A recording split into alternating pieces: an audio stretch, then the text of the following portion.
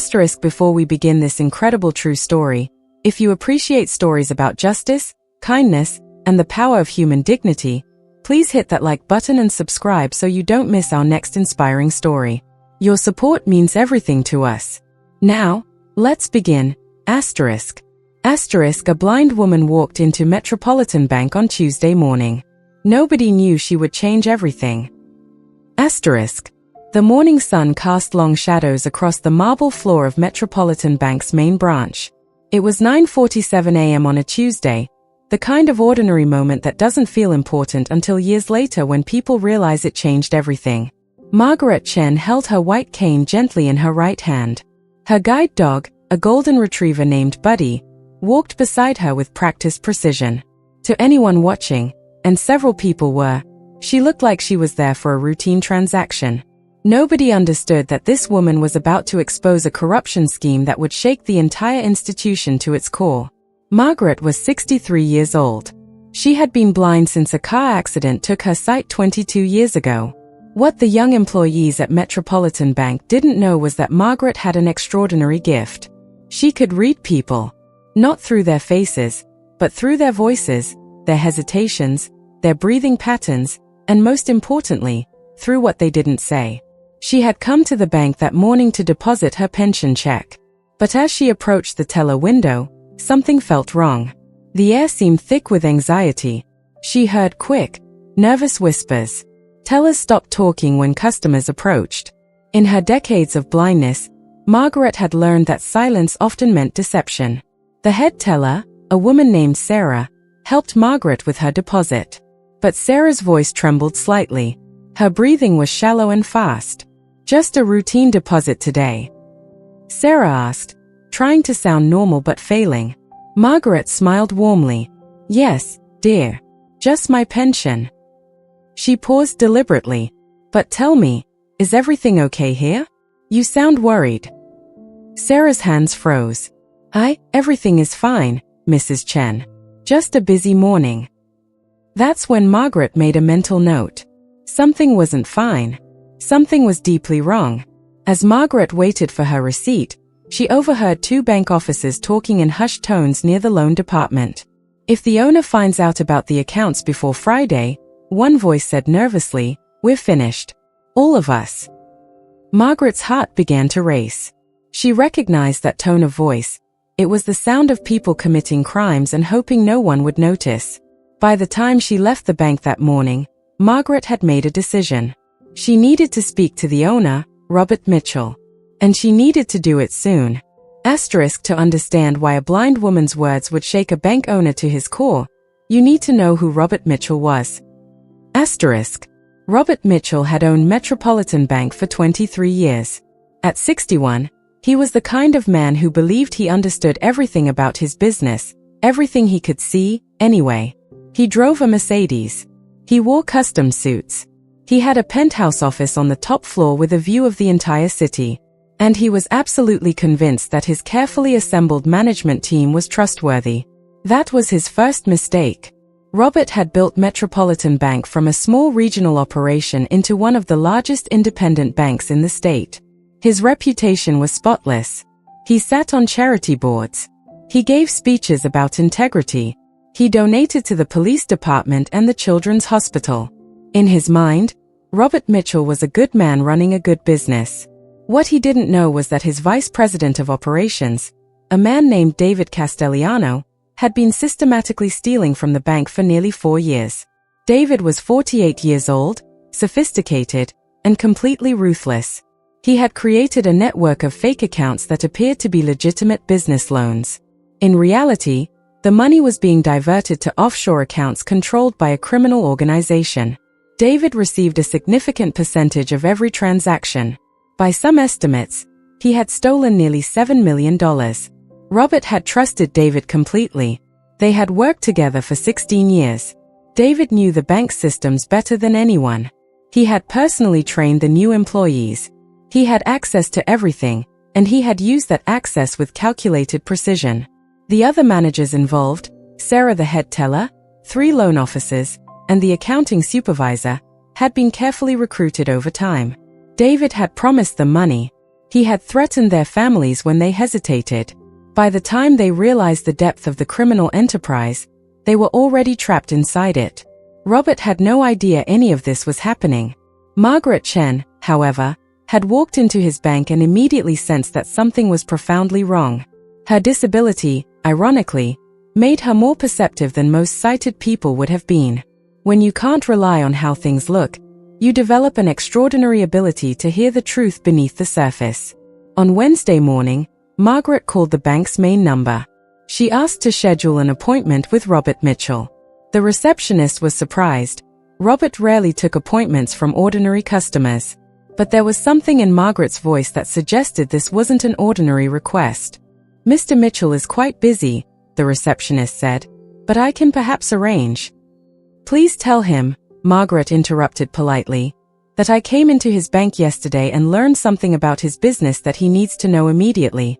Tell him it's urgent. Tell him it's about stolen money." There was a long pause on the other end of the phone. 30 minutes later, Robert Mitchell's personal assistant called back and confirmed an appointment for Thursday at 2 p.m. What Margaret didn't know was that her call had triggered panic throughout the bank.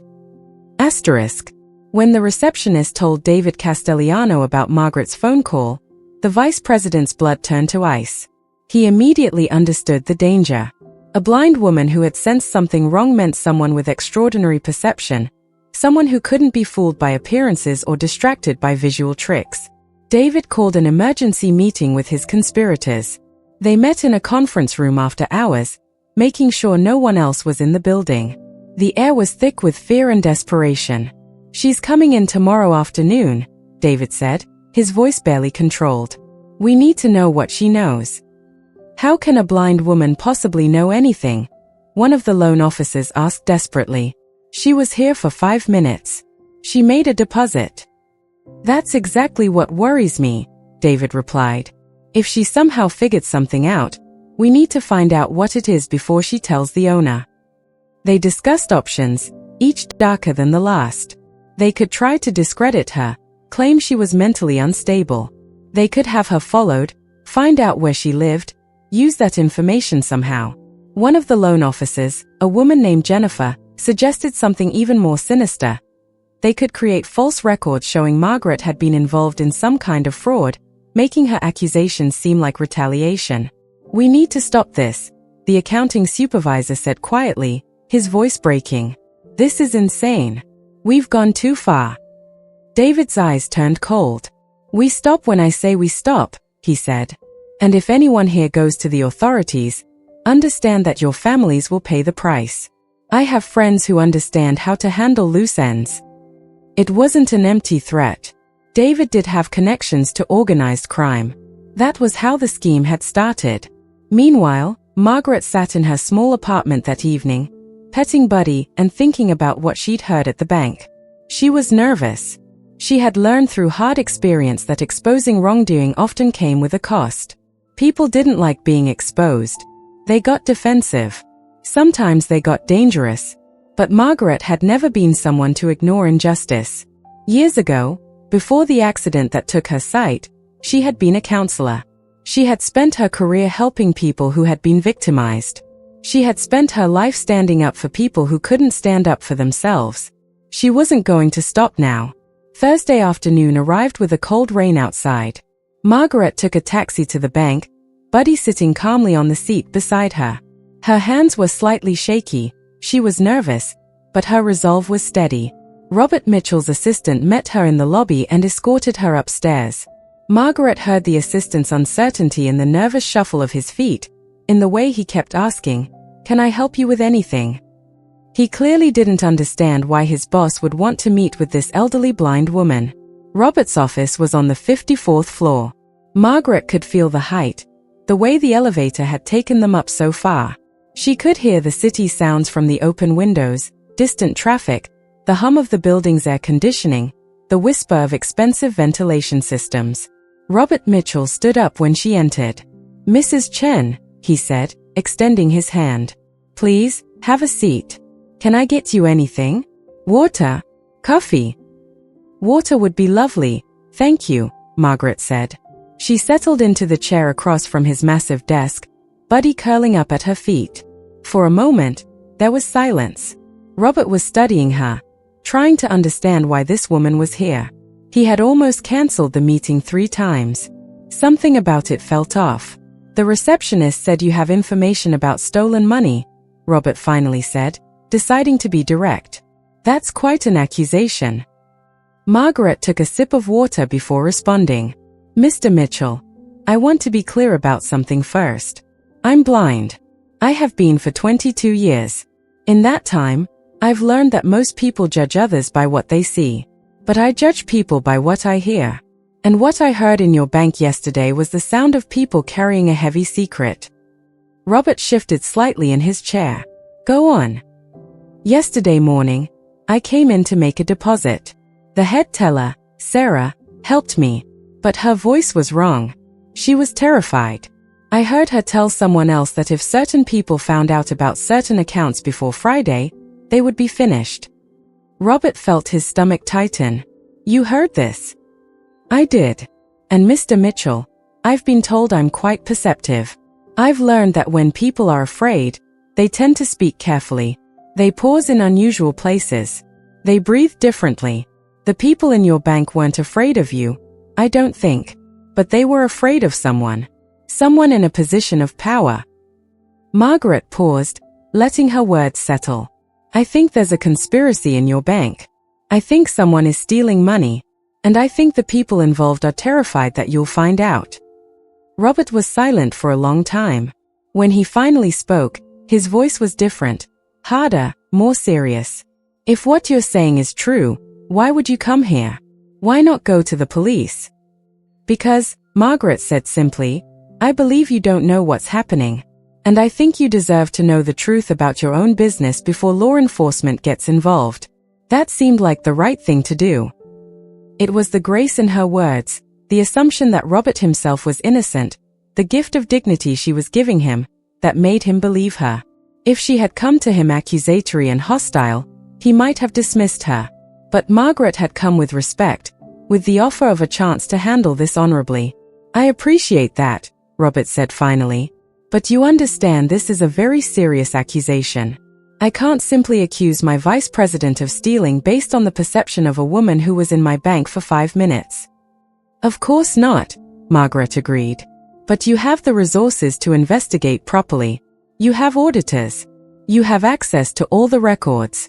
I would simply suggest that you look carefully at the accounts David Castellano oversees. I would suggest you look at his personal finances. And I would suggest you do it quietly and quickly, before whoever is running this scheme has a chance to cover their tracks further. Robert leaned back in his chair. Everything Margaret was saying made a terrible kind of sense. He had always trusted David implicitly, but trust, he was now realizing, might be the perfect cover for betrayal. There's something else you should know, Margaret added. The people involved seem frightened. Frightened people sometimes do desperate things. I would be very careful about how you proceed. What happened next would reshape Metropolitan Bank forever. Asterisk. Robert didn't tell anyone what Margaret had told him. Instead, he did something that surprised even his closest advisors. He quietly called in a forensic accountant, a woman named Dr. Susan Park, and gave her a simple instruction: audit everything. Specifically, look at all accounts under David Castellano's jurisdiction. He didn't tell Susan why. He just told her it was precautionary, but he asked her to work quickly and to keep the investigation completely confidential. Dr. Susan Park was a brilliant investigator. She had spent 20 years uncovering financial crimes. Within 48 hours, she had found the first accounts. Within a week, she had uncovered the entire conspiracy. The numbers were staggering. $7,300,000 had been diverted into fake accounts. The trail led directly to David Castellano and his team of conspirators. What's more, the investigation revealed that the organization receiving the money had connections to international crime syndicates. What Margaret had sensed from a few overheard conversations had uncovered a crime network that law enforcement had been unable to detect for years. On Friday morning, Robert called an emergency meeting with his board of directors. He presented Susan Park's findings. The room fell silent as the executives understood the scope of the betrayal. "We need to contact the FBI," the board chairman said immediately. "And we need to do it now, before Castellano has any chance to." But Robert was already making the phone call. By 11 a.m., FBI agents arrived at the bank. They took custody of all the financial records. By noon, David Castellano was being arrested in his office as shocked employees watched from their desks. The other conspirators were arrested one by one throughout the day. The news hit like a bomb. By afternoon, every financial news outlet in the country was reporting on the massive fraud uncovered at Metropolitan Bank. The story was remarkable. A sophisticated, 4-year conspiracy by trusted executives, now exposed through the bank owner's willingness to investigate seriously. But the real story, the part that made this remarkable, was waiting to be told. Robert called Margaret that evening. "Mrs. Chen," he said, and she could hear gratitude in his voice, mixed with something else, shame, perhaps, that he hadn't seen what was happening in his own organization. "I want to thank you. Your information was accurate and crucial. We've arrested 5 people today. We've recovered assets. And we've prevented what could have been hundreds of millions in additional losses." "I'm glad I could help," Margaret said simply. "The board and I would like to do something to thank you," Robert continued. "We're offering you a reward. $250,000. Margaret was silent for a moment. It was an enormous sum. Money that would change her life. But something in her hesitated. "Mr. Mitchell," she said slowly, "I appreciate the offer. But I didn't come to your bank seeking a reward. I came because it was the right thing to do. What I would appreciate instead is knowing that you're going to put systems in place to prevent something like this from happening again. I would appreciate knowing that you're going to listen more carefully to the people who work for you. And I would appreciate if you might consider making a donation to the guide dog training program that trained Buddy. These dogs change lives, Mr. Mitchell. They give people who have lost their sight a way to continue living with dignity and independence." Robert felt something break open in H.'s chest. This woman, who had been wronged by life, who had lost her sight, who had every reason to be bitter, was thinking not of herself but of others. "I'll do all of that," he said. "And Mrs. Chen? I think you should know something. The story of how we uncovered this fraud is going to be public by tomorrow. People are going to want to know how this happened, why it wasn't caught sooner. They're going to ask how a blind woman walked into a bank and figured out what our systems and our audits had missed. I think your story matters. I think people need to hear it." Asterisk, when the full story became public, it sparked something unexpected in people's hearts. Asterisk. The news story that broke on Saturday morning was unlike anything the financial news channels had covered before. A respected bank owner listened to a blind woman's concerns seriously and acted on them immediately. A conspiracy that had evaded detection for years was exposed because someone took the time to hear what a person others might have overlooked was saying. The headlines called Margaret the woman who saw what others missed. News outlets picked up the story. Within days, Margaret's phone was ringing constantly. Television producers wanted her to come on their shows. A publishing company wanted to write a book about her. A documentary filmmaker wanted to film her story. But Margaret remained humble. In an interview with a local news station, when asked what she wanted people to take away from her story, she said something that would be quoted for years to come. "I think the most important lesson is this. We judge people by what we can see. Rich people, poor people, young people, old people, blind people, sighted people. We make assumptions based on appearances. But the most important truths about people, their character, their integrity, their ability to perceive the truth, these things can't be seen with eyes. They're heard in voices. They're felt in actions. They're understood in the heart." Mr. Mitchell could have looked at me and seen just another elderly customer. He could have assumed that because I couldn't see, I couldn't perceive things. Instead, he chose to listen. He chose to take seriously what someone else might have dismissed. And because of that choice, he protected his bank and his employees. She paused, and her voice grew more serious. "We all have the capacity to perceive truth if we quiet our preconceptions and really listen. Not just to the words people are saying, but to what they're not saying. Not just to what looks right, but to what feels right. In a world where we're constantly being distracted by appearances, maybe we need to be more like blind people. Maybe we need to develop the capacity to see with our hearts instead of our eyes. 3 months later, Robert Mitchell appeared on a panel at a major business conference. When asked what he had learned from the scandal, he gave an answer that surprised the audience. "I learned that I had created a corporate culture where people felt afraid to speak up. I learned that I had surrounded myself with people who looked good on paper but whose characters I had never truly evaluated. And I learned that the best auditor I had wasn't a system or a computer. It was a woman who came into my bank and listened to what was really happening beneath the surface." We spend millions on sophisticated financial systems, but we often neglect the simple act of truly listening to people. We make assumptions about who has value, whose opinions matter, whose perceptions we should trust. Margaret Chen challenged every assumption I had, and that challenge saved my business and my reputation. Margaret used the guide dog training donation to fund 5 new service dogs. She started visiting schools to talk to children about the dangers of judging people by appearances. She became an advocate for diversity and inclusion, speaking about how different perspectives, including the perspectives of people with disabilities, could identify problems that others would miss. David Castellano was sentenced to 15 years in federal prison. His conspirators received sentences ranging from 5 to 12 years. The publicity surrounding the case led to new regulations about financial oversight and transparency in the banking industry.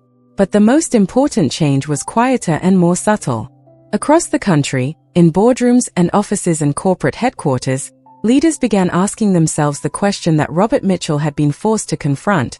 What are we not seeing because we're only looking at appearances? The closing. The story of Margaret Chen and Robert Mitchell teaches us something that we desperately need to remember in today's world. In a society obsessed with appearances, with credentials, with the visible markers of success, we often miss the most important truths. We overlook people. We dismiss perspectives that don't fit our expectations.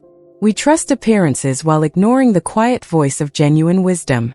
Margaret Chen didn't have an MBA. She didn't have years of financial experience. She was a woman who had lost her sight and spent her days navigating a world that often seemed designed to make her feel invisible. Yet she saw, with the clarity that comes from true perception, something that sophisticated systems had missed. Robert Mitchell's willingness to listen to her changed everything. It exposed a conspiracy. It protected his business. And it taught him that the most valuable resource a leader has isn't the ability to look around a boardroom and see credentials. It's the wisdom to listen deeply when someone comes to them with an urgent truth. As you go through your own life, remember Margaret's lesson. Don't judge people by their appearance, their age, their disability, their social status. Instead, listen to what they're really saying. Pay attention to the people that society often overlooks.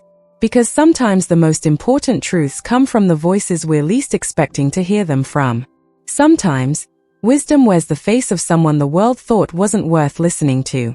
And sometimes, all it takes to change everything is one person choosing to truly listen. If you were moved by Margaret's story of courage, wisdom, and the power of truly listening to others, please click the like button below and subscribe to our channel. Stories like this remind us of the best parts of human nature: kindness, justice, and the power of dignity. Your likes and subscriptions help us bring more of these inspiring stories to people just like you. Subscribe now so you don't miss our next story about triumph over adversity. And in the comments below, tell us, have you ever been underestimated because of how others perceived you? Have you ever listened to someone others dismissed and discovered they had valuable wisdom to share? Your stories matter.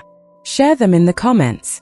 Thank you for watching, and we'll see you in the next video.